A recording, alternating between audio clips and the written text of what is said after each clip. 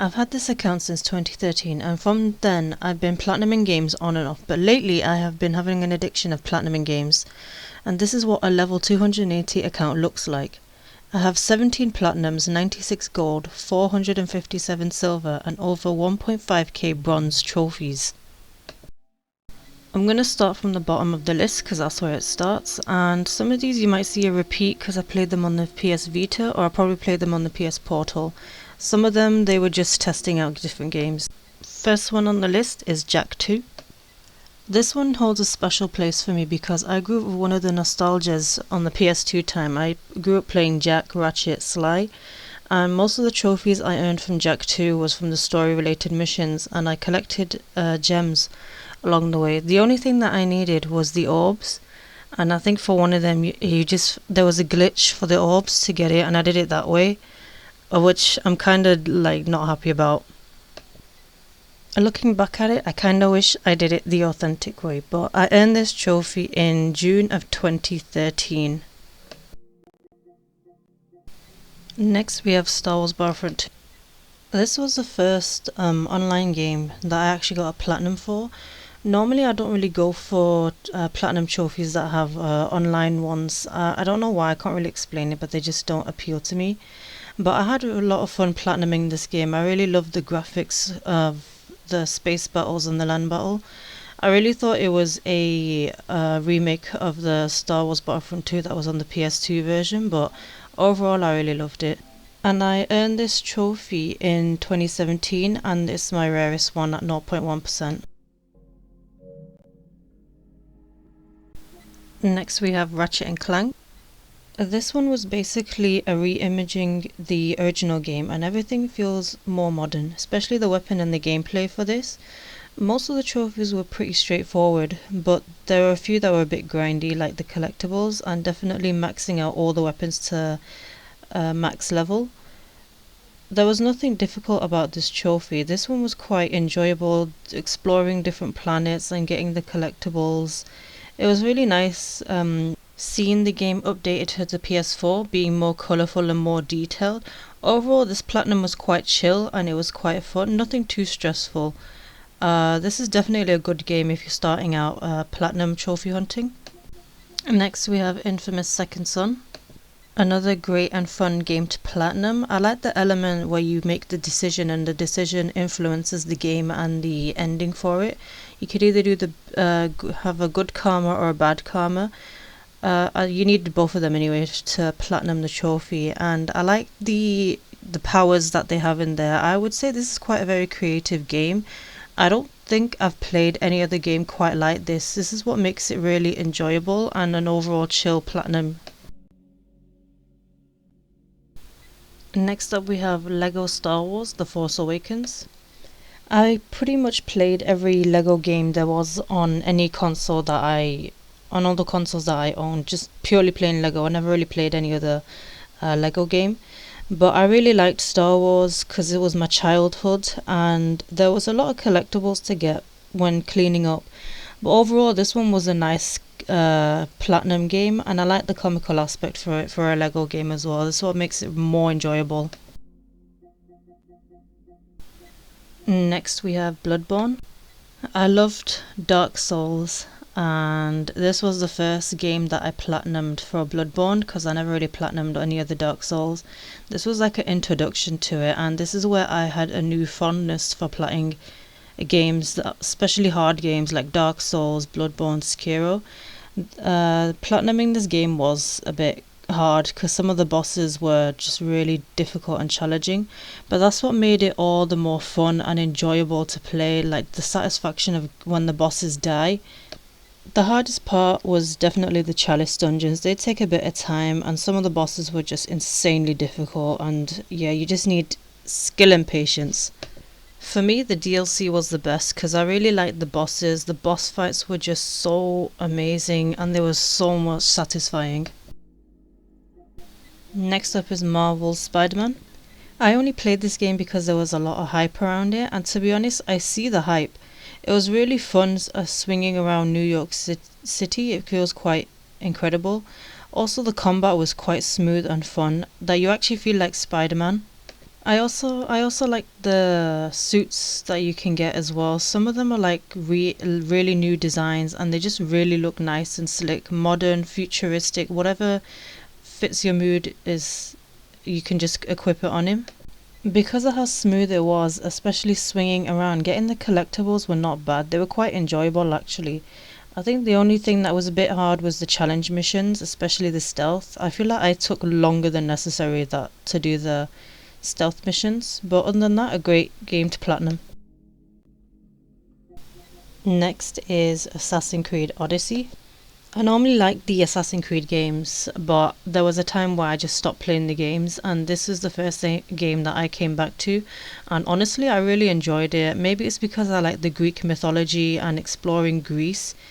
I like the story as well, some of the plot twists in it, and the exploration was really nice as well. I really loved exploring Greece to all the fullest because you had like land missions, conquering the lands as well, and then you also have boats fights as well.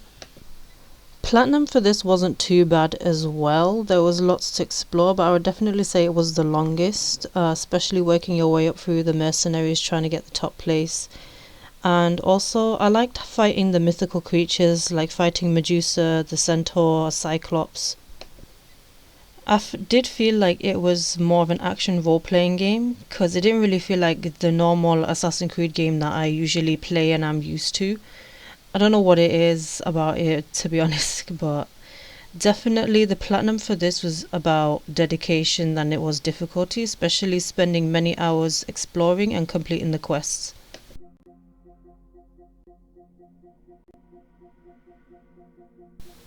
Next up is Ratchet and Clank Rift Apart.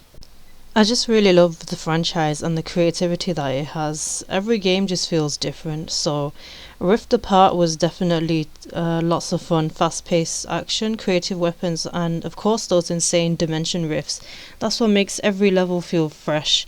Most of the trophies are pretty straightforward, focus on story progression and the weapon upgrade, so it wasn't that frustrating. It was nice seeing the graphic change, especially on the PS5. Everything looked really detailed and just really clear and just so colourful. Such a colourful game to play. So platinuming this game was just really fun and it was just really enjoyable. Next up is Assassin's Creed Mirage. I actually enjoyed this Assassin's Creed game, even though platinuming it was quite quick. I think it took me 25 hours to platinum, which is the shortest platinum I think for Assassin's Creed game. Even though it was quite short, I enjoyed it because I feel like it went back to its original roots in terms of parkour and the stealth gameplay. I like his ability with the chain assassination, so platinuming this game I'd say is pretty decent. Next one is Elden Ring. This is another amazing game. I would say from all the games from Software, this one is the best one. It's just so colorful, so creative as well, and I like exploring every place that it has to offer. I would say if you're probably a beginner, probably this game would be best. It wasn't the hardest game that I played. Platinum for it was a bit grindy. Some of the bosses as well were quite hard, like Melania and Radahn and the final boss. But something about when you're playing these hard games and defeating these hard bosses, the satisfaction that you get is amazing. I would also say that there's lots of builds to experiment with, which also makes it all the more fun to play. Next, I have Shadow of the Tomb Raider. Again, another game that I fondly grew up with. I grew up with the Tomb Raider game, especially on the PS2. This game itself is beautiful and huge, focusing on the exploration and the puzzle and the tombs. They were just fun to. The puzzles for there were fun as well. Most of the trophies were tied to completing the story missions, and finding the collectible for these Tomb Raider games were, I would say they're quite chilled. There's nothing too bad about it. I would say the only difficult thing about this plat was completing it on survivor difficulty because that's the hardest. And I feel like you need to do a lot of stealth kills as well for it to be more manageable so you don't die a lot and quick.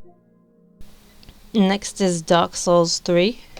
Out of all the Dark Souls, this one was my favorite game, especially to plat the game. I feel like this was such an achievement for me. I really love the boss fights on this, especially like Nameless King as well. Um, this platinum for this was mostly grindy, especially collecting the rings, and yeah, I think rings were the only thing that was grindy. But other than that, I really enjoyed it, and the boss fights were just phenomenal. Next is Sekiro. You can see here I started to platinum some games quite soon as well, so there wasn't like a long period of time. But Sekiro was a really fun game to play, really, I would say, challenging. Very different combat compared to the Dark Souls, Soulsborne games that I usually play. You have to be quite aggressive, I would say, in this with the bosses and the parry aspect as well. I really enjoyed it. The bosses were just really these were also as well fun. They had like a lot of phases to them, and they were just really different as well in terms of difficulty, which is what made it satisfying as well. Especially getting the platinum. I would say it was a bit grindy getting the prosthetic tools, like upgrading them, and some of the bosses as well were quite hard, like the beast. But overall, I really enjoyed platinum in the game and exploring as well. Next up we have Lies of P.